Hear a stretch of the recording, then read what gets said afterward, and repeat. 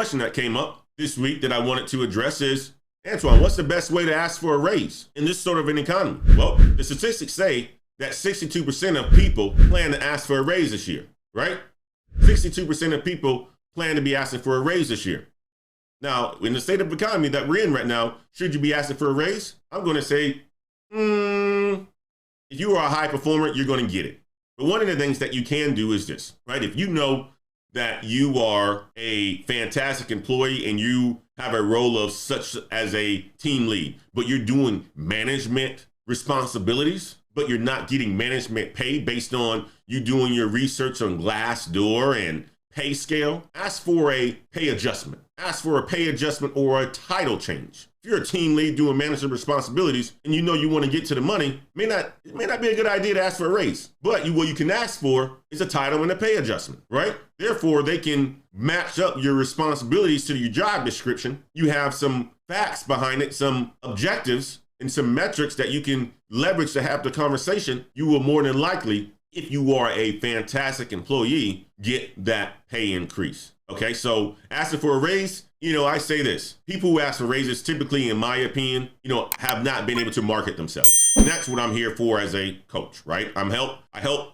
individuals get to the money, market themselves, put themselves in a position to be promoted. Ask Brother Damien, 43% raise. Dell. Ask Brother Brandon. What's up, ladder climbers? It's Antoine Wade. I wanted to interrupt this video to talk to you guys about Course Careers. Course Careers is the place that you guys need to go if you have a high interest into tech sales. They will help you gain the skills that you need so that you can enter the tech sales world to make a whole bunch of money. Tech sales salaries early on is about $60,000, guys. That's a good salary. And with OTEs, you can make anywhere from $85,000 to $90,000. If you have an interest in tech sales, check out Course Careers, link in the description. And don't forget to use Antoine50 so that you can get a $50 discount off of Course Careers. See you guys in tech sales. 17% increase. That's Brother Ron. 23% increase. That's Brother Ben. Just got a 28% increase. That's Brother Greg down in Florida. 17% increase, right? I help you understand how to market yourself so that you can get these raises, these increases, these title changes, and so forth. Ultimately, the promotion. But what I've seen is that a lot of people, they just want the raise. They haven't done all the marketing for themselves. They haven't put themselves in a positive light. They may work hard, but it may not be a good opportunity for you to be asking for a raise right now versus a pay adjustment, okay? Another thing that I want to talk to you guys about is this. How do you make yourself recession-proof? Well, we've hit on that before. How do you make yourself recession-proof? At the end of the day, guys, it's being a great-ass employee, being somebody who's valuable, somebody who brings value to the team. That's it. It's as simple as that, right? You think about my role a lot of the times, right? People count on me to execute in order for us to have a great performance. People count on me and my household to execute in order for us to have the lifestyle that we have and live the lifestyle that we live. It's a responsibility. It's being great at what you do, being a great employee, being a great leader, being a person that's accountable, being a person that's productive, being a person that ultimately delivers value to the organization that you're in. That's how to make yourself recession-proof. That's it at the end of the day. Now, I know there are people out of that 11,000 who did those things. And unfortunately, they were let go. And I would say this, one of the things that we don't know is this, where all of those 11,000 they're in the tech industry. So people are looking at it as a tech as a whole, but there are specific roles that were let go more than others. There are specific roles that were let go more than others.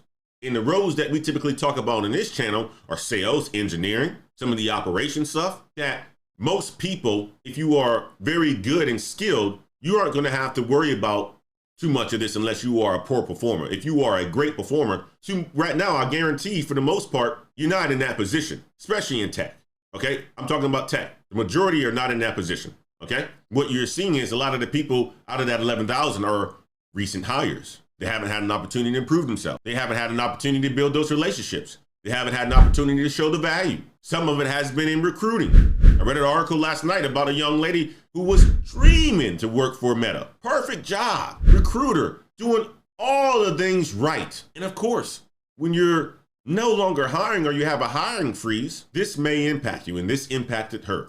Unfortunately, she was pregnant. But the good thing is she got a nice severance package and so forth, okay? Another thing that I want to talk about really quick is this. What are the signs that you are at risk of being laid off? I'm going to tell you like this, guys. You stop getting those projects. They're putting projects that you're on hold. Those are warning signs. If you got a bad performance review, if your manager cancels your one-on-ones, those are signs that you're probably close to the end. If your business is suffering, let's just say you're not in the tech industry and you're in some other industry, and you start to see revenues going down, and let's just say you're in sales and you're making, $200,000, $300,000 a year. But over the last 5 years, you start to see your salary going down. You're not hitting those sales. People at the organization that you're in are starting to leave. Those are warning signs that it's probably time to make a transition. And if you're in tech and your projects have been put on hold, right? Your manager may not be giving you the attention. If you are a lousy performer, those are the signs right there, guys. A lot of us know this stuff is happening, but we don't want to believe in it. We don't think it's going to happen to us, okay? And ultimately, it does. And it's a shakeup. It's a shakeup. So another question that comes up is this, right? What is the best way to keep from freaking out? Well, to be honest with you, freaking out is part of the natural process. If it happens to you, take some time to understand what's going on. Then my specific thing that I would suggest is, guys, once your emotions in check, get with a coach, get with a career coach, right? Get with somebody who understands the steps that you need to take, because a lot of the times we don't think about it, right? When I think about employment and so forth, finding a job, especially for the people who've been impacted, it's like sales in true essence. You gotta prospect, you gotta submit, proposals, which are applications in some aspects of it. Then you gotta call these people to get them to look at your proposal. Or if it's an interest, then you gotta knock on other people's doors using LinkedIn to message them, other people in the company potentially, so that they can give you some feedback or help you get in. It's all sales. Then you got to go through an interview process, which is like a pitch, a demo. Then you got to close them, and why you're the best candidate out of all these other people who are applying at this for this role, and close them on that, right? So quite honestly, what's the best way to keep from freaking out? Is one, you're going to freak out. That's a normal process that you're going to go through. However, get it under control, work with a coach, somebody who's good, who understands a strategy and can give you a strategy. Somebody who's not going to just tell you, hey, you know what? Start filling out applications, just fill out 100 applications and don't do anything, being reactive and so forth. No, you have to be proactive in this situation. You have to be an active participant into finding a job, and get to it as fast as possible is my suggestion. I recommend for people who are looking to make a transition who already have a job to fill out 3 apps a day. Well, if you're laid off, you should be almost doubling that, tripling that. 9, 10 a day. I got an email from Ren, who landed a sales job in 36 days. What did she say? Antoine, you know what? You gave me the tips. You gave me the tips from watching your videos. I did 10 a day. And people were asking me, how did I get a sales job in such a short time after going through course careers? I did 10 a day.